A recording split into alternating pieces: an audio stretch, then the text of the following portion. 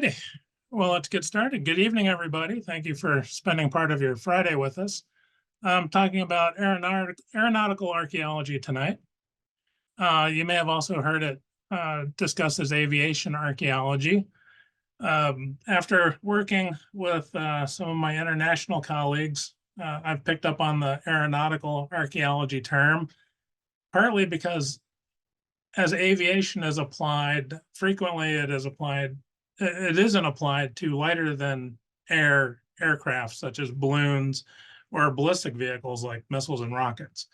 So since it sometimes involves more than just airplanes and heavier than air airplanes, they're starting to move towards aeronautical versus aviation archaeology. So I'm doing the same. I'm going to do tonight's presentation sort of in 4 parts, looking at 4 different archaeological sites, and then sort of talking about the different aspects that we consider and some of the approaches that we take when documenting them. And each of these will fill a slightly different role and example in that discussion. And now I just have to figure out which key is actually going to do the slides, and it's going to be the page down button tonight in Zoom. I want to send a special thanks out tonight to Susan Edwards, who recently is retired here at DRI, but was involved in 3 of these particular projects as papers or poster presentations at conferences with me. And the 4th one, she went out to the site with me when we were looking at it. So she is just as much a part of this presentation as I am. I just get to be the lucky one to talk to you all. And also colleague Peter Merlin.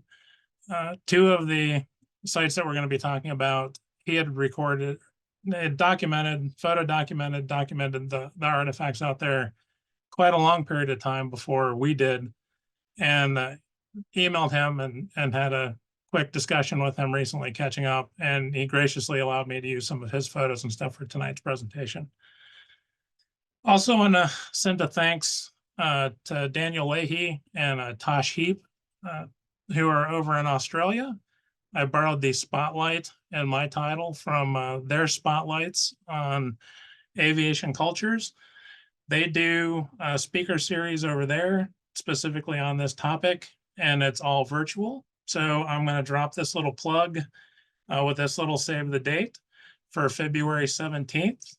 For those of us who are here in the US, Saturday the 17th will still really be Friday evening of the 16th, because there's the 15-hour time difference. There'll be 6 speakers, I believe, coming up in February, and Sue and I will be talking about PBY Catalina that's submerged in Lake Mead here in Nevada as part of that series. So the first site that I'm going to talk about is a site on paper and not a site on the ground yet, or in this case, under the water.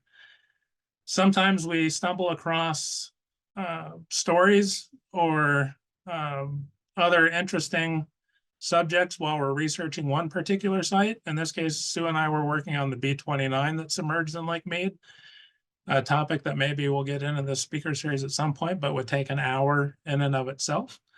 But while researching it, we started to just pick up stories of other planes that were submerged in the lake and started to research those, because if they were nearby, we didn't want a situation where stuff could be confused as one thing versus another, and just sort of taking inventory of what other aircraft might be there in the lake. So in this instance, we're highlighting that there's a lot of historical background research in the archives and the period newspapers, trying to find photographs and researching the individuals involved that go into the work that we do when trying to document an archaeological site. So this particular paper we presented last year at the Three Corners Conference here in Las Vegas.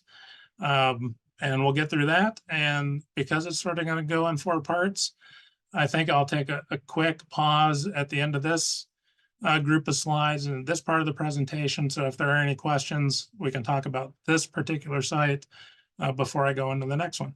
So just going to give Samantha that heads up.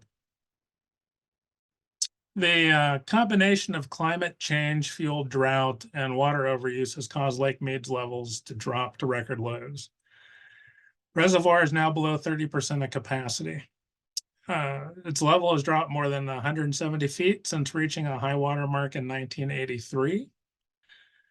And the white bathtub ring of light-colored mineral deposits here on the surrounding hills is a reminder of where that former high water line used to be. I'm also going to take a moment, since we originally gave this paper, to point out that buoy line. That's one of the control points. You cannot take a boat directly up to the dam for security purposes. I'll make mention of that buoy line again at the end of the paper because we got a little bit of an update since we did this original presentation. Here we see aerial photographs of the Overton Arm in 2000, 2021, and 2022. The 20-year loss is dramatic, while that single-year loss between 21 and 22 was downright startling. The 24-foot loss that year accounted for almost 16% of that total 22-year drop. 2023 has been a significantly wetter year, and we've recovered about 22 feet.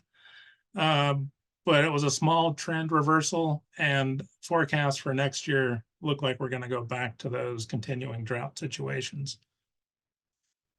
The retreating shoreline throughout that summer of 2022 exposed sunken boats, decommissioned warships, and even human remains, striking national news headlines.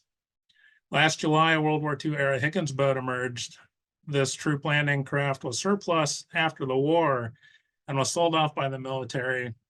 And the vessel was then used in surveys of the Colorado River by the Bureau of Reclamation, and then was sold to Lake Mead Marina. Eventually, it was deliberately sunk to anchor a breakwater, an offshore structure built to protect the marine area from waves. And when sunk, this boat was at a depth of nearly 185 feet. So again, showing the dramatic drop in lake levels. But with that drop, resources are being exposed. But there are many secrets much deeper in the lake which have yet to be revealed. Our story today involves another World War II vehicle submerged beneath the surface of Lake Mead. The Vultee BT-13 was the basic trainer flown by most American pilots during World War II. In response to the approaching conflict, the Valiant was designed, developed, and tested in 1938 and 1939, and quickly entered service with the United States Army Air Corps. For those of you who aren't as familiar about that period in our history, American air power did not constitute its own branch as the United States Air Force until it separated in 1947. The Vultee was used in the second phase of the 3 phases of training programs for pilots in the Army Air Corps. After primary training on smaller aircraft, the student pilot moved to the more complex Vultee for continued flight training. The BT-13 had a more powerful engine and was faster and heavier than the primary trainers. It required the student pilot to use two-way radio communications with the ground and to operate landing flaps and a 2-position Hamilton standard control pitch propeller. It did not however, have retractable landing gear nor a hydraulic system. The flaps were operated by a crank and cable. The pilots nicknamed it the Vultee Vibrator because so many of its components tended to shake and rattle in flight. But how did a BT-13 end up in Lake Mead? Per Operations Order Number 176, issued at Kelly Field in Texas on October 6, 1940, 5 pilots were ordered to proceed to the Vultee plant at Downey, California. There, they would take possession of 5 brand new BT-13s just off the assembly line, and they were to transfer or ferry them back to Kelly Field. The Army Air Corps Act of 1926 set certain reforms as part of a 5-year program to expand and improve the aviation arm of the Army. The U.S. Army Air Service, originally part of the Signal Corps, would have its name changed to the U.S. Army Air Corps to reflect its new role as a combatant military force. While primary flight training would occur at schools across the country, basic and advanced training would be forged in the heart of the new Air Service at a cluster of fields in Texas. With 250 plus days of sunny flying weather a year, Kelly Field and its sister stations were ramping up programs to ready American airmen for any potential conflict. The 5 ferry pilots selected to retrieve the BT-13s from California were all second lieutenants who had completed advanced training and in turn had become instructors to teach new or more additional airmen. All 5 of them had graduated the United States Military Academy at West Point in 1938. And here they are from their yearbook photos. Benjamin Tarver in the top left was to be the flight lead for the mission to pick up the BT-13s, and Lawrence Wernberg, who's going to be the subject of the crash, is second from left. None of these individuals had been trained in aviation while they were at the academy. All were swept up in the pre-war rush to expand the Army's air component and were assigned to flight schools after they had graduated West Point. Primary and basic training lasted 8 months, and each was held at the Air Corps Training Center at Duncan Field in Texas. Advanced training was another 4 months and was held at Kelly Field. 20 months of training and many hundreds of hours of flying occupied their time after graduation. To illustrate how pilot training in the U.S. accelerated as the war in Europe began, compare the time it took those West Point cadet graduates to get their wings with their students who they were training just 2 years later. By 1940, students in cadet flight training received only 7 total months instead of 20 months of training and a mere 200 flight hours in order to meet the Army's demand for military pilots. From June 30th, 1940 to June 30th, 1941, the U.S. Army Air Corps tripled in size from just over 51,000 men to 152,000 men. Kelly Field and other bases were starving for planes for these trainees to fly. After receiving their orders, it is unclear if the 5 ferry pilots traveled from Texas to California by train or by air transport. It is known that 4 days later, on August 10, 1940, the men arrived at the Vultee plant around 9:30 a.m. The pilots received their aircraft, went through checklists, and test flew the planes with short trips around the field.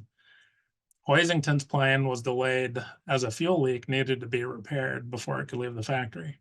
It should be remembered that these airframes were brand new, at most with perhaps an hour's worth of test flight time. At noon, the group took off on a short hop to the nearest military base, which was March Field near Riverside.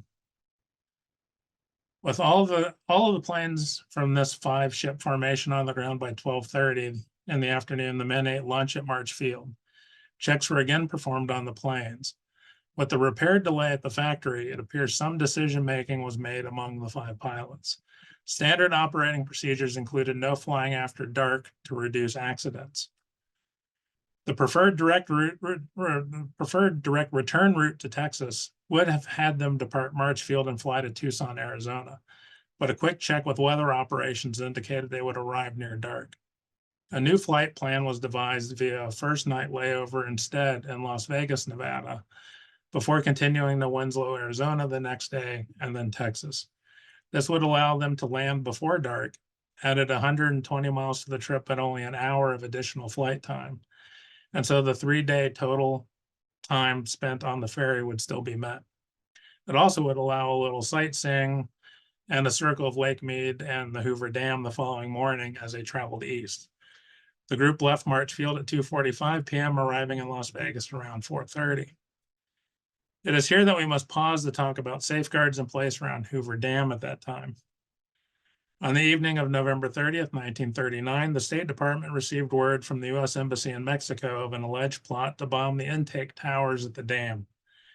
German agents discovered in Mexico City were planning the attack to paralyze the aviation manufacturing industry located in Los Angeles by disrupting the power supplies generated by the dam.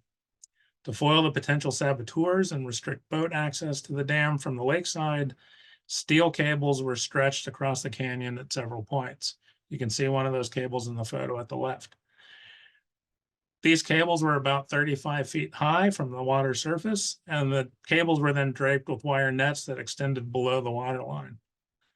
Concerns after Pearl Harbor of Japanese carriers in the Pacific launching planes to similarly damage the dam resulted in at least one gun emplacement bunker, seen in the photo on the right, on the Arizona side. Although the bunker came later, the cables and the nets were already in place by August of 1940, when the ferry flight was taking place. With that knowledge, let's return to the rest of our story. After a couple of men attended an early Sunday morning church service, the five arrived at the airport about 9 a.m. to begin pre-flight briefings and checks. All cleared together and took off around 10 a.m. The five pilots formed a loose echelon. No tight formations were necessary. And above the field, they gathered together and then flew across the mountains towards the lake. They crossed the lake well north of the dam and then traveled southwest back down towards it. And by some of the other pilots' accounts, they were in a string, one plane behind the other, while they were passing over the dam at about 3,000 feet elevation. These images were not taken by the pilots that day, but are of the period, and the view would have been very similar. All witness accounts from the pilots and from dam employees on the ground agree in general terms that Wernberg fell out of that formation on the trip down the lake towards the dam, presumably with engine trouble. Losing altitude and speed, he continued down the canyon a short distance, turned back to the northeast, and returned towards the only flat surface in the area to attempt an emergency landing, that being the surface of the lake. Crossing back over the dam and running center line of the canyon, he continued his descent for about a half a mile. With his attention focused on controlling his aircraft, he likely did not see the steel security cable and the wire net that was strung across the canyon. The fixed landing gear, still being extended since they could not be retracted, hooked the wire and the plane inverted and immediately dropped into the water and sank. There were rangers in the area and a patrol boat who witnessed the plane splash into the water and reached the site in just a couple of minutes. But by that time, Wernberg was gone.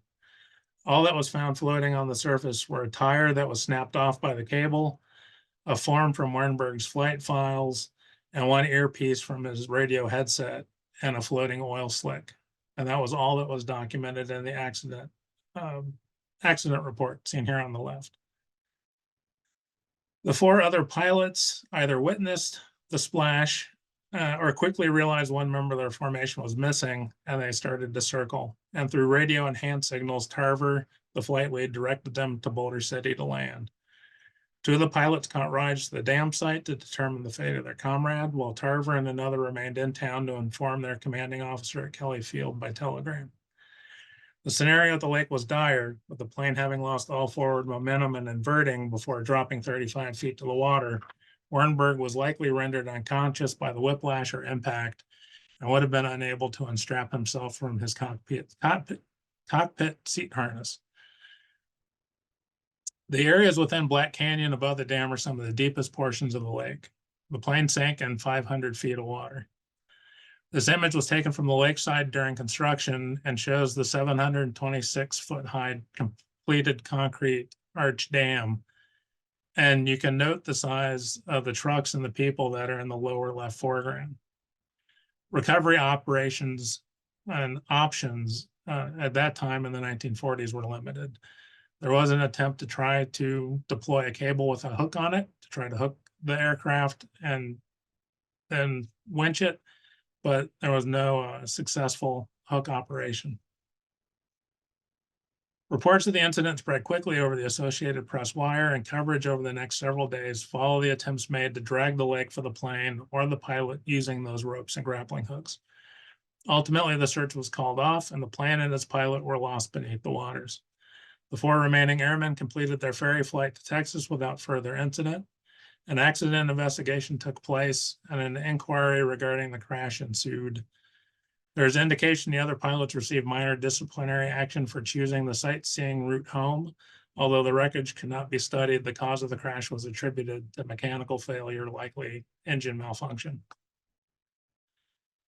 The U.S. 8th Air Force suffered more than 26,000 men killed due to enemy action, mechanical problems, and accidents while overseas during the air campaign in Europe. Between 1940 and 1945, an additional 13,600 American aviators lost their lives in training accidents and ferry flights here within the continental United States without ever making it to face the enemy. In most instances, especially with the passing of their generation, their sacrifice is all but forgotten today outside of perhaps that individual's family. The exact location of the 1940 BT-13 wreckage remains unknown. The lake levels today would still place the aircraft in approximately 250 feet or more of water. If water levels continue to fall, perhaps an attempt could be made to pinpoint the site and evaluate the possibility that the lieutenant's remains might be recoverable. For now, we can only hope. Wait and see what returns from the waters in other parts of the lake, and cope with the continuing drought and looming environmental changes facing the arid Southwest. This is also where I like to make the reminder that when we visit these crash locations, although sometimes it's interesting and exciting from the expedition end of it, trying to go out and find it, search, these also can be somber places where occasionally there were fatalities. So there also is a measure of respect that should be shown. Subsequent to doing the paper last year, Sue and I are regularly communicating with the National Park Service divers, in part because of our ongoing study of the B-29. When they were out here last at Lake Mead, they actually began a preliminary search in that part of the canyon to possibly look at doing some tow array sonar to try to locate the wreckage. At this point, water level would still be significantly deep for a dive, but certainly could be used, could be located using some of the remote sensing techniques. But that buoy I showed you, where there's that security line, we think that position where that aircraft came down is now on the dam side of the buoy.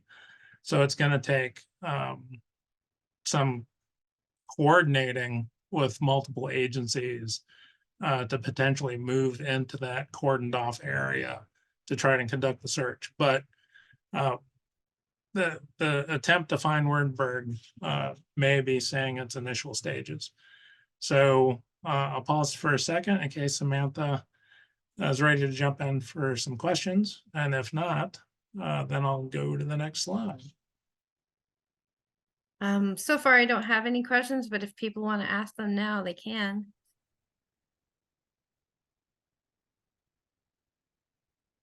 Well, we'll keep going because we can always jump back after the next one. So we're going to take a major leap in technology from BT-13 built in the 30s to the fastest hot rod built during the Cold War, an SR-71 Blackbird. This is one of the sites that I mentioned that Peter Merlin had originally located. It's documented in his book on X-plane crashes. His focus at that time in particular was trying to find crash sites for experimental planes, a lot of them flying out of Edwards Air Force Base. His website that's shown there is still up and operating. So if you want all the details about this aircraft, its history, the accident itself, and his initial discovery of the site, I will direct you there, along with a ton of other interesting stories about other crashes across the Southwest. But in this case, for this particular SR-71, on the 18th of December of 1969, so this time of year, a few years back, SR-71A, serial number 61-7953, was scheduled for a functional check flight that was piloted by Colonel Joe Rogers and his reconnaissance systems operator, or RSO, Major Gary Heidelbaugh. And they're seen here in this photo that Peter, or in these photos that Peter found and have up on his website where he's talking about this particular crash. The mission call sign for the Blackbird that day was Dutch 68. The aircraft configuration included for the first time a new optical bar camera nose assembly. So this is an intelligence gathering, reconnaissance aircraft. Depending on the kinds of information they were trying to collect, the nose was interchangeable because they could put different systems in the nose in order to gather the intelligence that they were looking for. And in this case, it was a new camera system that they were trying out for the first time. And that was the primary reason for this particular sortie. The plane had had several start issues on the ground. The right engine would not start. They had to externally basically kickstart the right engine. The navigational system would not load up. They had to actually give it a little boost to get it going. So there were a few little hiccups as they were starting out, but they were resolved successfully. And the crew took off to rendezvous with a refueling aircraft. The SR-71 burned a lot of gas. Also, it leaked a lot of gas because this flew at Mach 3, 3 times the speed of sound. The surface of the airplane would heat up, and it would cause all of the metal in the plane to expand. And therefore, all of the joints in the plane were loose, including those around the fuel tanks, because as it sped up and heated up, all of those leaks would seal off as the components expanded with the heat. So typically they took off with a partial fuel load. They'd get in the air immediately, meet a tanker aircraft, top off the fuel tanks, and then proceed with their flight plan. After separating from the tanker, pilot Rogers initiated a pre-planned acceleration and climb. After receiving clearance from Los Angeles Center, he headed towards 60,000 feet. Again, heading towards that Mach 3 speed range. And the pilot notified the RSO that he was about to hit the afterburner in that transition to supersonic flight. As Rogers hit the accelerator, a few seconds later came a bang and a vibration. And that was accompanied by a loss of power and severe control difficulties. After unsuccessfully trying to recover control of the aircraft, the crew punched out. Luckily, they both survived the ejection and came back to Earth, landing near Shoshone at the south end of Death Valley. The Blackbird split into 3 sections and settled near Shoshone as well. It severed several transmission lines in the process. Most of the residents of the town were at a Christmas party, it being the 18th of December, but the volunteer firefighters of Shoshone were the first ones on the scene. That was quickly followed up as word spread by Air Force investigators and crews to clean up the largest pieces of the wreckage. Interesting, a board was convened to investigate the cause of the accident. And about 7 weeks after, the board found a significant clue. When the airplane's nose was modified to carry that new optical bar camera, new pitted static lines were installed. These are tubes, metal tubes, oftentimes used to collect air samples for airspeed indication, any number of things. In this case, it was a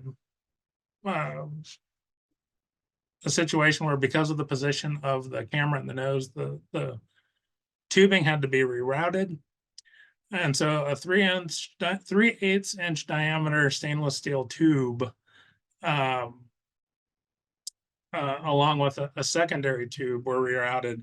And investigators, when going through the wreckage, found portions of one of those tubes and found a piece of duct tape had been rolled up and stuck inside that small tube. And the board assumed that it was placed there as a makeshift dust plug during this transfer of the nose cone assembly. And apparently it was not removed before it was installed on the aircraft. And that messed up all the indications that the airplane was getting, which was feeding false information to the controls and the instruments. And every time Rogers tried to correct, it actually resulted in a correction different than what he was trying to do because of the false information he was being fed. And the plane was not going to be recoverable with that piece of duct tape in there. So Peter visited the site in 1992 and took some lovely overview photographs. One of the things that we do is monitor site formation over time and compare how a site was when first recorded with later updates to a site. Site stewards that Samantha were talking about, one of their focuses is site monitoring to do just this activity. So here's an overview that he took in 1992, and Sue and I went back in 2020. We went back at a different time of year, so we went at the tail end of winter, so the vegetation has not come back. It was a warmer season when Peter was there, but we were able to match the photographs. You can see that large clump of shrubs on the left. They're running right along the highway going into Shoshone. And you can also see the power poles along the line. That would have been part of the power line that was cut by the plane crash. This is a closer view, looking a slightly different direction. Again, seeing the power lines which were cut by the plane crash. And this is from that same position, again, different time of year. Not quite 30 years later. And here are some scenes from the crash in 1969. There happened to be a motorist driving down that road when the crash occurred who had a camera in their car and snapped a couple photos that were turned over to the Air Force and used as part of the crash investigation.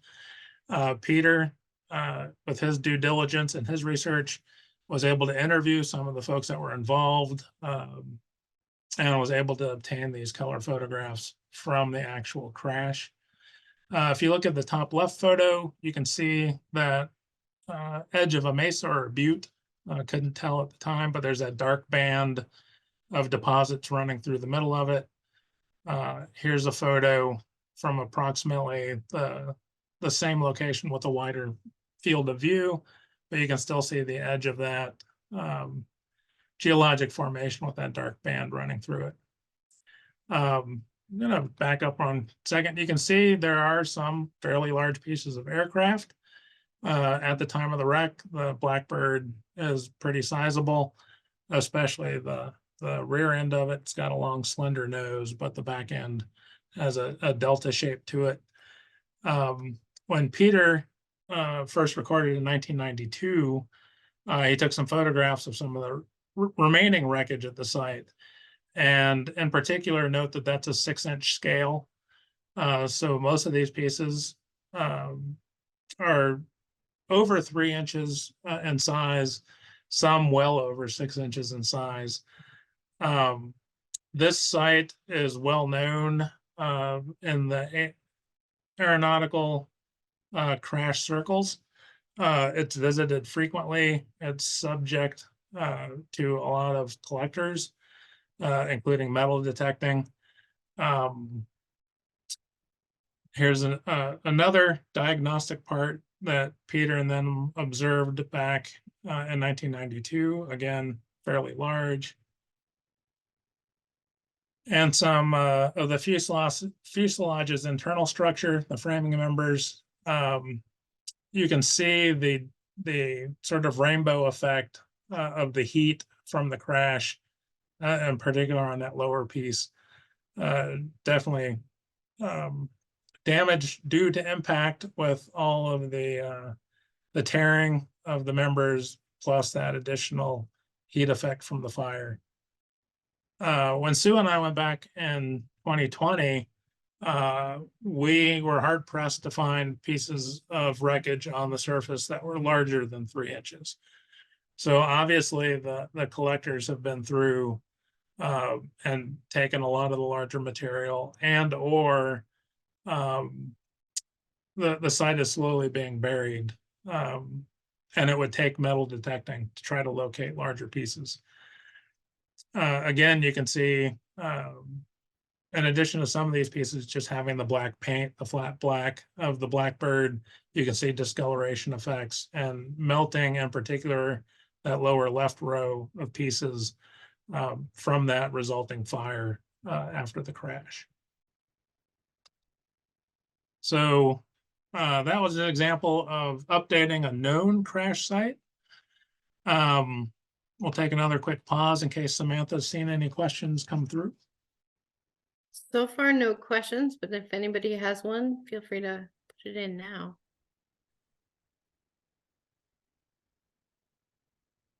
Nope. So Keep oh, going. I'll go ahead and get started again.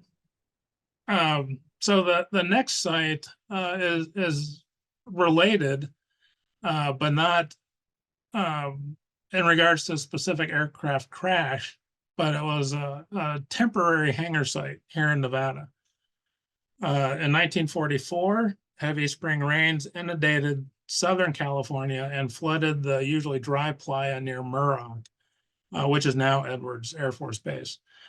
Jack Northrop and his self-named aircraft manufacturing company, the Northrop Corporation, now Northrop Grumman, had been testing several tailless airframe designs at that time. To prevent delays in the testing, Northrop searched for an alternate location. He looked at several other dry lakes in that part of California. They had all been in the path of those storms and were flooded as well. And so he turned his attentions to southern Nevada, which had missed the deluge. It stayed south of us. And Northrop and his crew obtained permission to construct a small hangar at Roach Lake. So as you're heading out to Jean and State Line, it is one of those playas as you're heading towards the California border. It's a 2-mile long playa, and it's right along the highway. This predates I-15, so it would have just been the continuation of Las Vegas Boulevard as it was heading south towards Southern California. For 3 months, the N9M-2, which is the flying wing seen there near the center of the photo, the XP-56A, which is the odd shape and the shadow inside the hangar, and the MX-324 flew through southern Nevada skies. Flying wings are theoretically the most aerodynamically efficient designs for fixed-wing aircraft. However, available construction material and technological limitations prevented these early designs from being very successful. The 3 small wings flown at Roach Dry Lake were a major leap forward. Northrop was able to scale up, in particular, the design of the N9M into a prop-driven, full-scale flying wing. And then several of those were modified to take jet engines. Those large-scale flying wings also continued to have problems that would not be solved until computers and fly-by-wire versus manual controls as far as stabilizing the aircraft in flight. But these are the progenitors of the flying wing aircraft that we regularly see today, including the B-2 Spirit bomber of the United States Air Force, their recently unveiled next-gen B-21, and many of the small remotely piloted airframes are tailless designs now. Using period photos, again, this is one that Peter went out and visited, that we went back out to check and see what if the site was still there and what the condition was. We went down to Harvey Mudd to their aviation library, and Jack Northrop had a dedicated corporate photographer who took a whole series of photos while they were out flying from Roach Lake. And so we took copies of the photos out with us and attempted to find the various places across the lake bed, both where the hangar and that small tool shed were located, and where they were operating the aircraft. So this is the XP-56, also known as the Black Bullet. This was originally supposed to be a completely tailless design. Again, it had stabilization issues, so they added the vertical components to the tail end. You'll notice the propeller is in the back. It's a pusher prop. This is on the playa at Muroc before it flooded. The Northrop team out there getting ready for a test flight. And again, let's go back to that title slide of the hangars. If you look at the mountain range in the back, at the far left, there's sort of a triangular little peak and then sort of a flat area before a big rounded peak with a steep dip to another triangular peak. And so that was the formation we were looking for to try to begin our day out on the playa. You can see they're parked on the playa's flat surface. They're near the edge of the playa because there's that light colored transition where the vegetation is sitting on top of the sand dunes that have formed along the playa margin. And then as you go further back, it's the darker green creosote predominant shrubbery that's growing up the alluvial fan. And so again, at the left, there's that triangular peak. I'm going to switch back real quick. The N9M is sitting on the playa. I'd like to thank Alex Heindel, biologist friend of mine, for loaning his red pickup truck that day to play model and stand in for the N9M. We're a little further back on the playa than where that historic photo was staged, but we matched up that the landscape, so we knew we were in the right area. Here's a close-up view. You can see it's less in shadow at this point. It's a simple lumber framed three-sided structure with a slightly tilted roof. There were curtains, you can see at either end, that they could pull closed in high winds. But it was primarily open just to facilitate getting the aircraft in and out. You can see that there are tools and cans of lubricants and other solvents lining some shelving in the back. And the two guys that are standing under the wing are with a fuel drum, and the guy sitting on the wing has a hose and he's filling one of the wing tanks prior to a flight. We figured we probably wouldn't see much evidence of this left on the playa, but in fact, they put down some large beams as a sill plate. And so those beams and the spikes that anchored them to the playa were still out there when we visited, which was, I believe, in 2014. We actually went out with Archaeo Nevada Society as a field trip following a talk we gave about this hangar site at one of their meetings. Found a period Coke bottle, trying to try out some new aircraft is thirsty work, apparently. So there are several Coke bottles that we found, all coming from Las Vegas. So they were definitely running into town for supplies and not drinking Coke bottles they brought up with California embossing on them.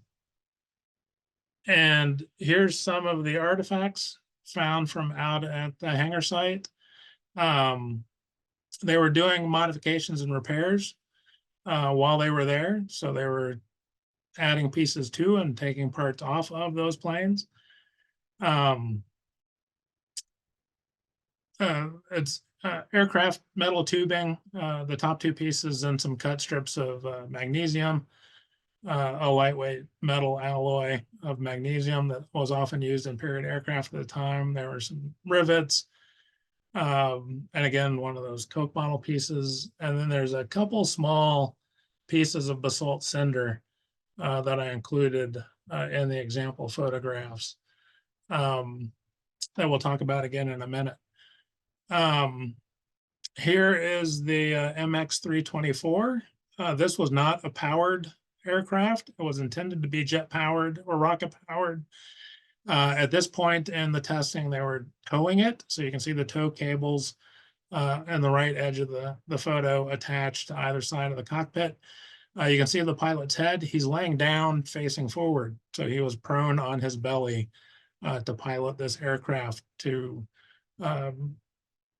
reduce the cross-section and increase the aerodynamic performance of this test plane. Again, if you look at the mountain range in the back and the power lines, those power lines are paralleling a railroad grade that crosses part of the playa. Those power lines have been upgraded to some larger steel towers. That railroad grade is that darker band of vegetation right down by the playa edge. And again, we matched the background and borrowed Alex's truck to pose as the airplane. Here's the XP-56 again. Again, This side, the transmission line had already been upgraded to a steel tower. And you can note the sort of distinctive peaks to the left side of the plane, matching that. And there's, in addition to the older tower, with the double bracing, there's now a single pole line that's been added out there as well. The N9M, here's a good shot of one in flight. This is a pilot who's in a traditional seat.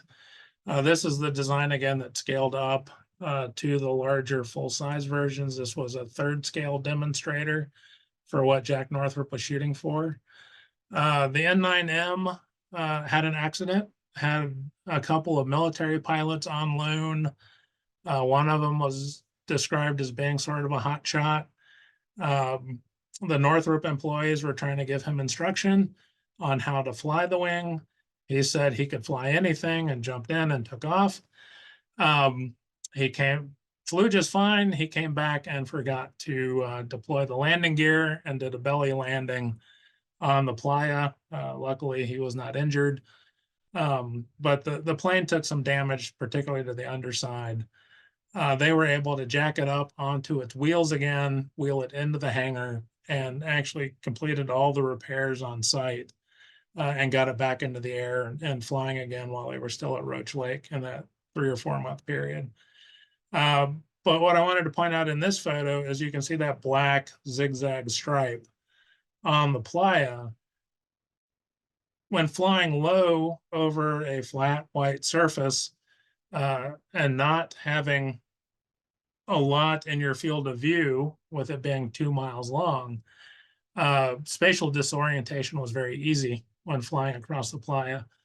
And they would take cinder and a truck and just drive it out and deposit the cinder to give the pilot a visual reference to break up that big flat white landscape they were staring down at. And so those cinder pieces I showed in that other photo came from this cinder that was brought out by the Northrop company to put on the playa. And again, there's that prominent peak in the background and matching up that photo today, or 2014, 2016, whatever year it was. And since it is Nevada, if I was driving down the highway from Las Vegas to Los Angeles and saw a formation of these flying in 1944, I'd certainly think UFO. So definitely were probably some of the stories circulating in town at that time about strange things flying out in the desert. Okay, so now we're getting to the fourth and final section. I'll stop for a quick second again in case there's any questions. No questions listed right now. All righty. I'd like to make note, this was originally presented at one of those prior Australian virtual conferences. The work that led to this particular crash recording was for part of my job at DRI for a project we were doing for the Department of Energy. The photographs and stuff attached to it all either were taken during that project, funded by the DOE, or came from the Nuclear Testing Archive here at the Atomic Museum. DOE did review all of the following slides. They were approved for public release and presentation. And the following slides and my talking points remain unaltered from that official DOE review. Just got to get that disclaimer out there. So we were doing a project to record a subdock in Area 1. It's basically a storage yard for DOE equipment. It's open air storage. You can see some of it there in the photograph. While we were documenting the equipment in the storage yard, some of it they were considering for surplus and or recycling or otherwise disposing of, we encountered a plane crash. So this is an example of what we do when we bump in a plane crash that we weren't expecting. My colleague JD is standing next to what's left of the engine, starting to record a few little notes and details.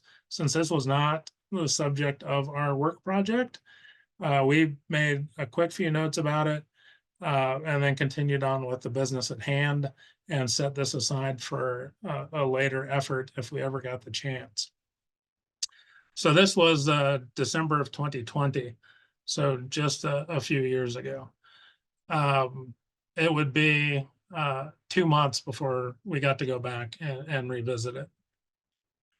So here's a closer look at the debris. You can see the chunks of aircraft aluminum. That green blade-like thing sticking up is a propeller blade that is attached to the radial engine. Again, some larger pieces just behind and to the right of the Joshua tree there.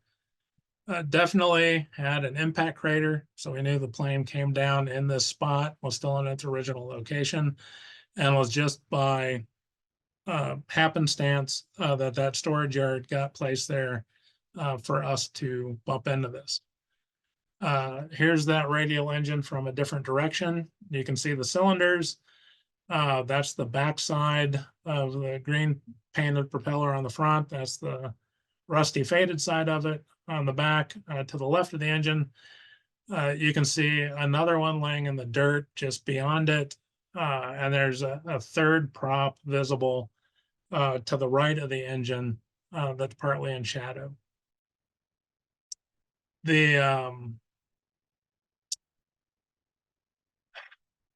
At the time, what we could observe was it was a large radial engine.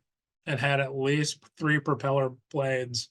A lot of World War II vintage aircraft had 3 or 4 bladed propellers. There is part of a main landing gear sticking up in the shrubs out by Ron Reno, who is the body in the background. So we knew it had, from the gearing and all, it had retractable landing gear, had a radial engine, had at least 3 props. There was no evidence of the pilot, so there were no remnants of parachute straps. There were no harness buckles. There was also no indication of weaponry. There were no gun barrels. There were no cartridge casings. So had a lot of the things that we'd look for to try to make it diagnostic enough that we could try to type it. With the brief 10 minutes we had, we weren't able to say too much.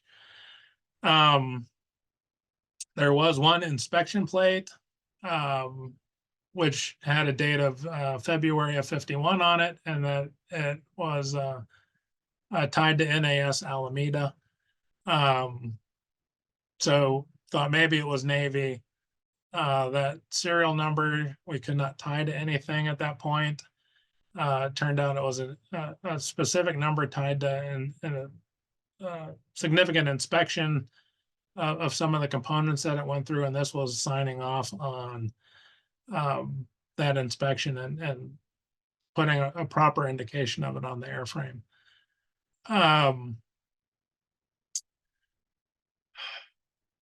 So what did I think it could be based on a few quick minutes of looking?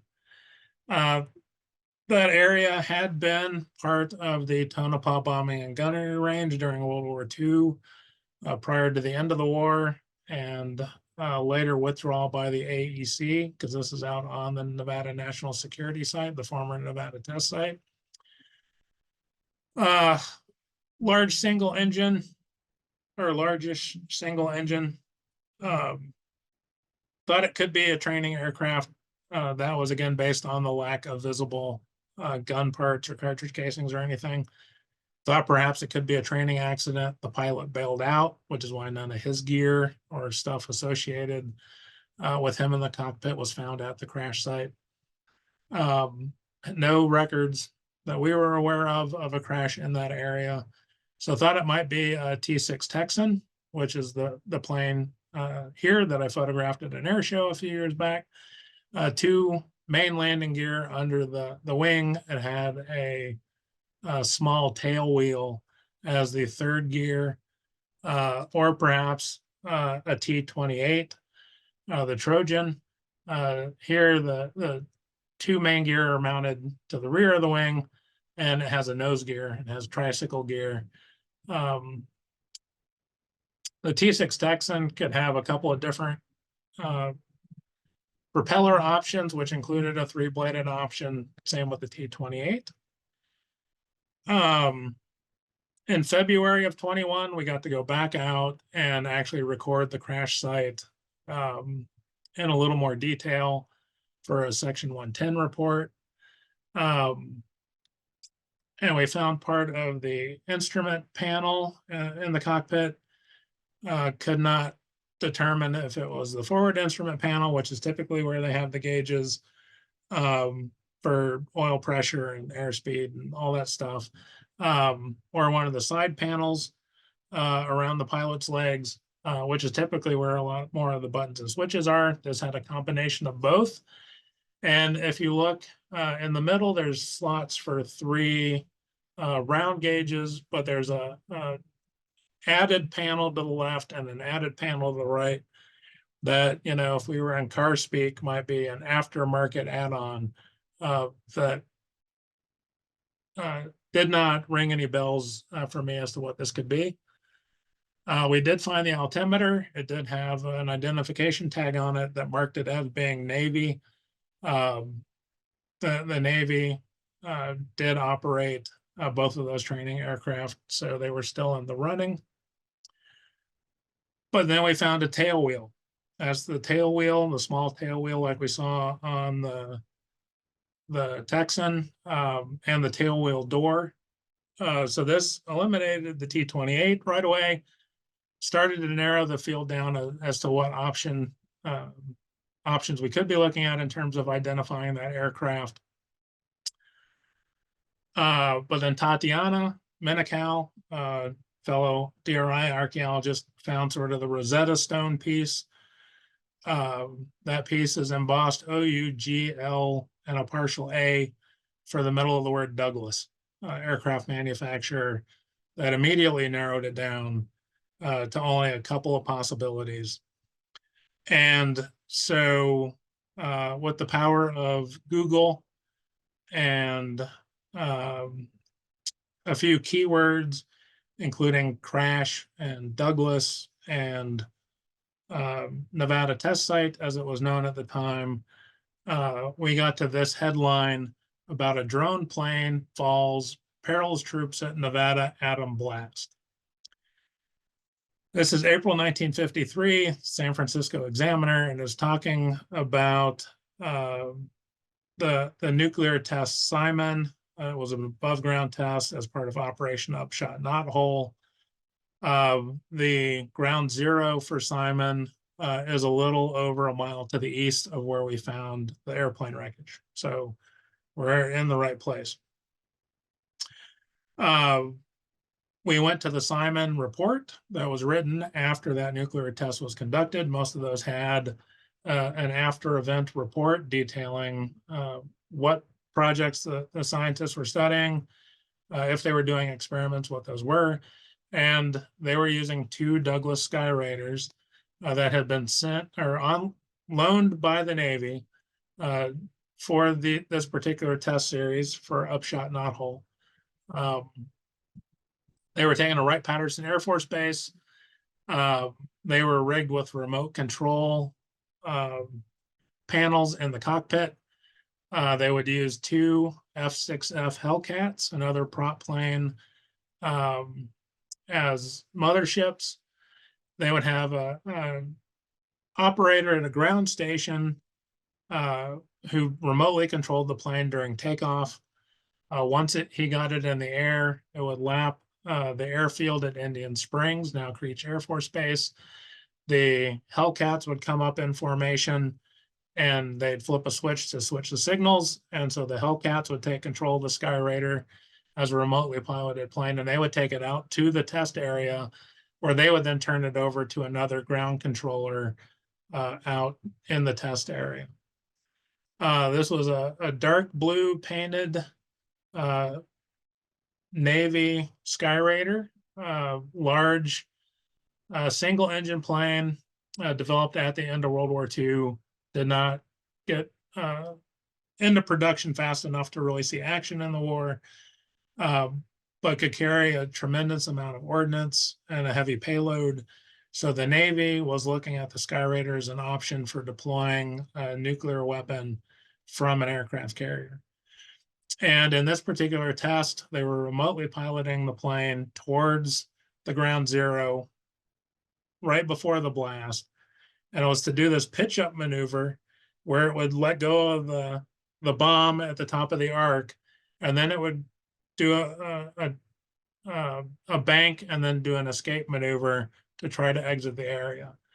So this remotely piloted plane was mimicking the maneuver. It was not actually launching or deploying the bomb. The bomb was in a tower on the ground, but they timed it so it could do its approach, do the maneuver, and be on its egress, leaving the area when the detonation occurred. And from the descriptions in the report, the initial heat blast vaporized that dark blue paint, weakening the structure of the airplane so that when the shock wave hit it a few milliseconds later, it tore the wings and tail surfaces off, which landed on the ground separate from the plane, which then kind of barreled its way to where we found it. Interestingly enough, in addition to that maneuver, they had screwed or riveted little metal test plates to the aircraft, particularly on the undersides of the wings, to test different colors of paint to see how they would react to the effects of the blast. Needless to say, dark blue paint did not react well, but all the white painted plates resisted the heat wave and still had their paint attached to them. They went out and recovered the wings and the tail pieces to recover those test plates, but just left the rest of the wreckage out there, which is when we found it. So here's photos of some Douglas Skyraiders. These are on the ramp at Indian Springs. Again, now we know it as Creech Air Force Base. This is 2 years later, 1955, during Operation Teapot. They have repainted all the aircraft in a more heat-resistant white paint scheme. Again, 4 blades on the Skyraider, so there's another blade either buried out under the engine or it detached and flew further afield and is out in the shrubs somewhere. But 3 of the 4 are still near the impact site for certain. And to give you a sense of scale, here's one of the pilots talking about that day's mission beneath the nose of his Skyraider. If you look, he's wearing special goggles that are up on his helmet. They're diamond-shaped lenses that were specially colored. In addition to pulling the goggles down during the time of the blast, they were also supposed to close one eye so that if they were blinded in the other eye, they would be able to open the closed eye and still see to fly back to the base. There were combinations of manned and unmanned missions. By this stage, all of the missions that were flying towards or into the clouds were basically unmanned planes, but there would be manned planes orbiting in the area. And so that basically brings us to the end of our conversation tonight. I will make the shameless plug. If you have an interest in aeronautical archaeology, this book just came out through Springer 2 months ago, is available on Amazon. Sue and I do have a chapter that we co-wrote with the National Park Service divers about that B-29 I mentioned that's submerged in Lake Mead. There's a whole slew of other interesting case studies in aeronautical archaeology. And that February 17th date, which will be February 16th here in the US, for that conference in Australia. So that ends my presentation for this evening. Do we have any questions? I have a question. Did they actually test those goggles? Did they, I mean, you would Yeah, think- so the pilots that were part of that series did do the test, did close one eye. They found that there was, even though they weren't looking directly at the blast, they were within the range of the flash. There was temporary blindness, like you'd get if you were in a dark room and all of a sudden someone shined a spotlight on you. So they had a temporary loss of sight, loss of vision in that one eye, even with the lenses. Although, if I remember the results right, that eye recovered quicker within seconds rather than minutes with the colored refractive lenses in place. So, and from what I read, no one actually lost vision. It was just a temporary situation they found themselves in. Okay. So we do have a question. So Stephen says, that was fascinating. Thank you. Have you visited Mount Potosi and the crash site there? The one that's carried Carol Lombard? Oh, I have not been to Carol Lombard's crash site on Mount Potosi.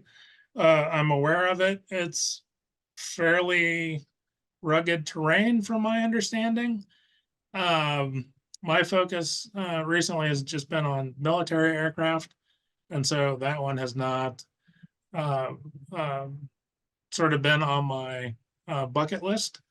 But I did get that book that came out a couple of years ago that I finally got around to reading last year. And now my interest is much more peaked, and I may have to start looking more seriously at what kind of effort it's going to take to get over to that one. So that one, of course, has ties to the bar, the Pioneer Saloon there in Good Springs.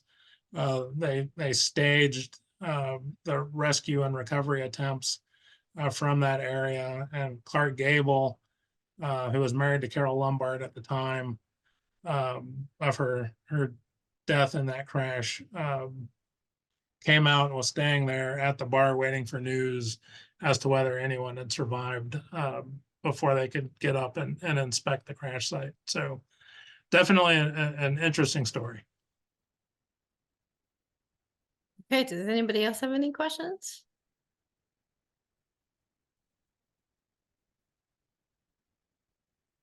Well, I don't see any.